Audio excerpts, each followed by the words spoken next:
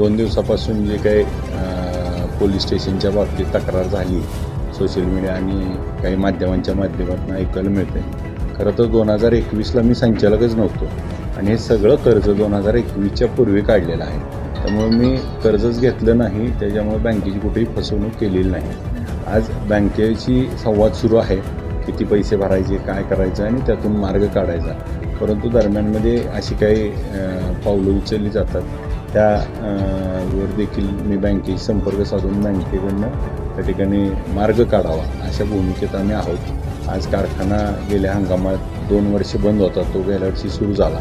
7,26,000 गाळप झालं, त्याचं 25 रुपयानं बिल दिलं. तोडणी वाहतूक कामगाराचे पगार थकले होते, ते आज सुरळीत सुरू आहेत. आणि आज 5,70,000चा गाळपाचा टप्पा पार केल्यामुळं खऱ्या अर्थानं कारखाना चांगला चालला आणि जिल्ह्यामध्ये दराची स्पर्धा त्या ठिकाणी लागल्यामुळं ते काही लोकांच्या माध्यमातून त्या ठिकाणी अडचणी आणण्याचं काम होतं. ते लोकांनी तक्रारी अर्ज केलेत, त्या तक्रारी अर्जावरून लक्षात येतं की याच्या मागे कोण आहे.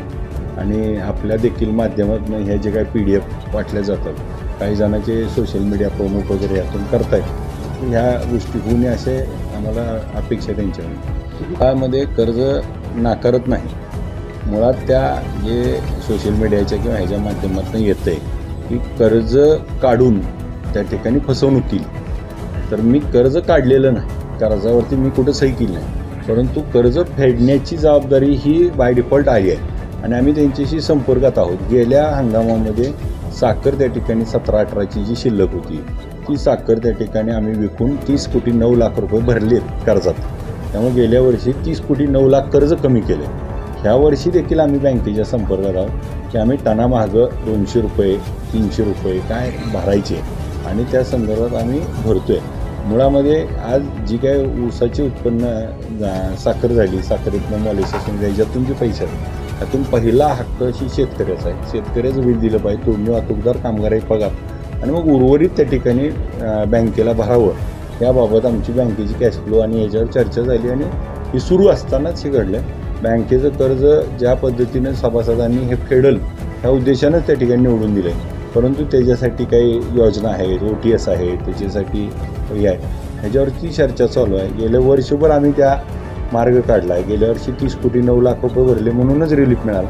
ह्या वर्षी देखील आम्ही भरण्याची तयारी आहे. फक्त आज जो काही सरकारनं अचानकरित्या इथेनॉल बंदीचा निर्णय घेतला, त्यामुळं 3800 रुपये साखरेचे भाव 3400 रुपये आले आणि 400 रुपयाचा गॅप पडल्यामुळं खऱ्या अर्थ बँकेला जे जास्त पैसे जाणार होते ते कमी जाणार आहेत. त्यामुळे बँकेची आमची चर्चा चालू आहे.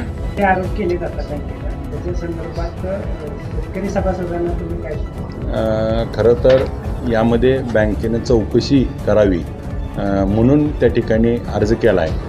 परंतु या निमित्तानं आपल्याला माझ्या माध्यमातून सांगतो सभासदांना की गेल्या वर्षी जे काही थकीत ऊसाचं बिल होतं मागच्या संचालकांनी बुडवलेलं ते दिल्यामुळं आणि गेल्या वर्षी आपण 2500 रुपये दिले, तोडणी वाहतूक ऊसाचा भाव सगळं दिलं, यावर्षी देखील रेग्युलर चालू आहे. त्यामुळं कोणीही घाबरून जाण्याचं काही कारण नाही.